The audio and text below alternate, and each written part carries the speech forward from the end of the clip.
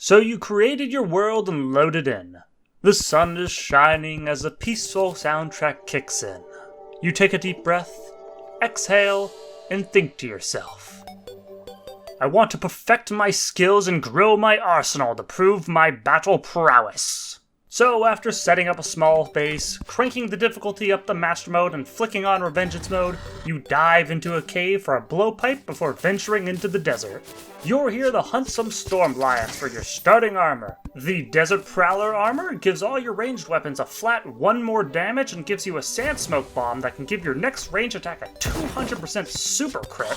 And for your first weapon to join your arsenal, you're aiming for the Crackshot Colt, which requires a blood orb from the Blood Moon.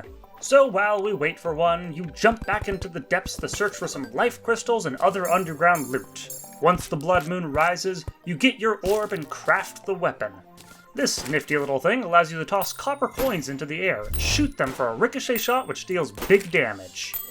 Now let's get a few jester arrows and a very simple bow for any piercing needs, and after moving in the arms dealer and loading up on musket rounds, you build a quick arena for your first boss. Oh, my goodness, Ranger, I said quick arena, not a cathedral! Whatever, it's lovely. Now you can move on to fighting the Eye of Cthulhu. Thanks to the simple method of tossing coins directly upwards, the ricochets from the Crackshot Cult hit the boss even as it rages. And while Jester Arrows are decent for the spawned minions, I personally recommend grabbing a summon to help you deal with those guys. We're gonna do that later, but eventually you defeat the oversized Optic.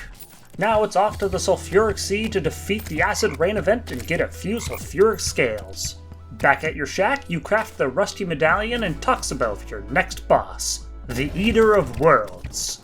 This is where those Jester Arrows can truly shine, as this tried and true strat still remains as the supreme worm killer, even if it did take a few attempts due to boss reworks. Moving on, you upgrade your pickaxe and call up Builder's Code to have them remodel that shack you were living in. Oh wow, she seems to be quite excited about the new furniture mod we got. She might even go back to touch up some of the old builds. Not that that's important to us, so while she works, you decide to clean up some of the other bosses you skipped. But before that, let's grab our token summon for cleanup, which is something we should have done a while ago. For your choice, you pick up the Vile Feeder, a simple little summon that fires projectiles as it munges on an enemy. Now that we got him, let's go ahead and take care of that boss cleanup. After slaying the Desert Scourge with your current setup...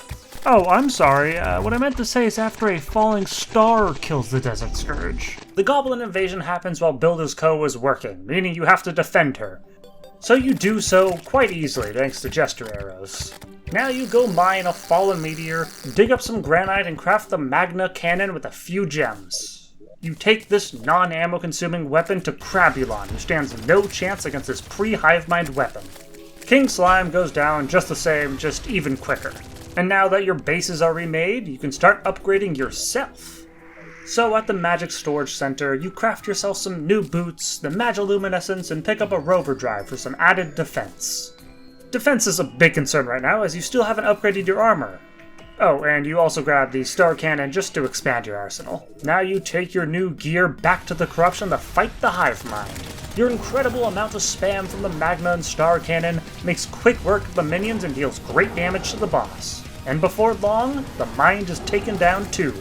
This unlocks Aerolite Ore in the Floating Islands, which you ascend upwards to collect.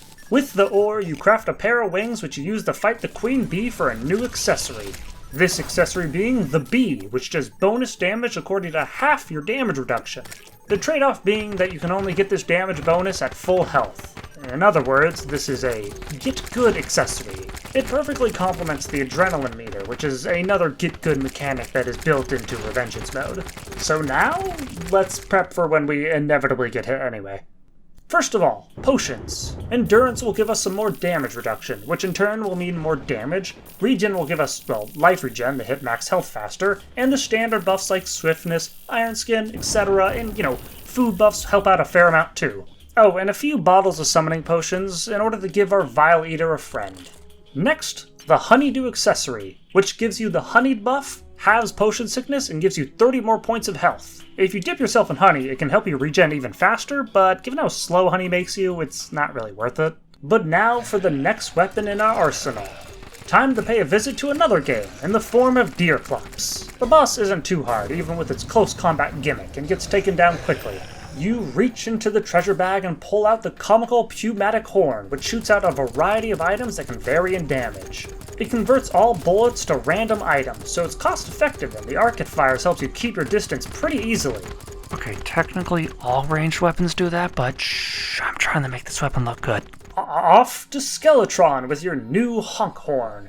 You set up the arena and start the battle, blasting off his hands before trashing up the face. Certainly doesn't take long until his bones begin to crack and break, giving you access to the dungeon.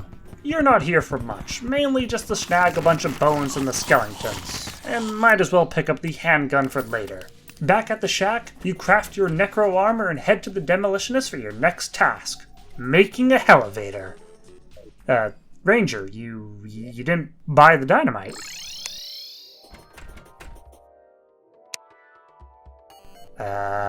Okay.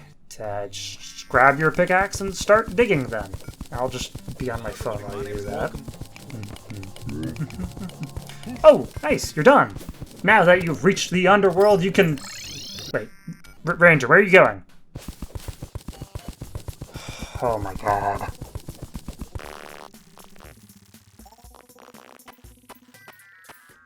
Are you done? Ugh, finally. You know, for a man of efficiency, you are quite the perfectionist. Whatever, let's just move on to gathering some Hellstone. You're gonna need it to make the Phoenix Blaster, which you take to your arena to take on the Slime God. With the blaster, you can accurately target the boss even as it splits and spawns slimes.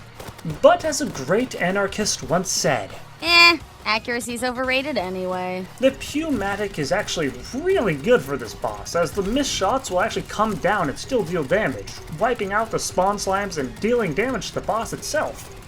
So with the honk horn, you defeat yet another boss, and you take its slimy remains back to the shack in order to craft the newest addition to your arsenal, the Lunarian Bow.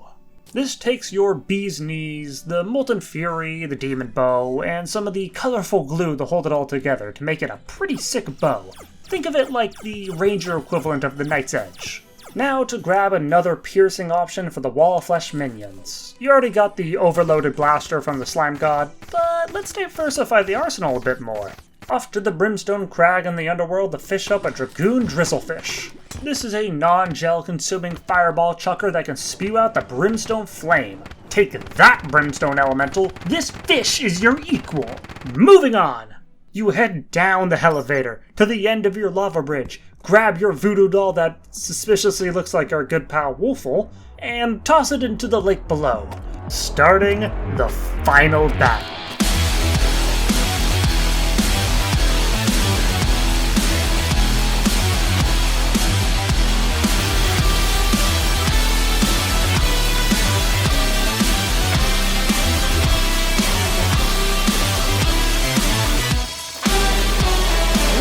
Done, Ranger! You've slain the Wall of Flesh, and the souls have been released!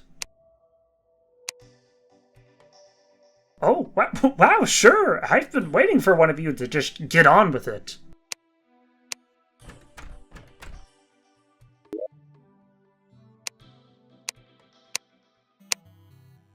Keh. Yes, it was me, Summoner! I've stolen your precious weapons. Perhaps next time you should not try to cut in front of my episode. Not so fast, my silent friend. First, I have some demands and... Oh, he's fast. Oh, he's... Ah!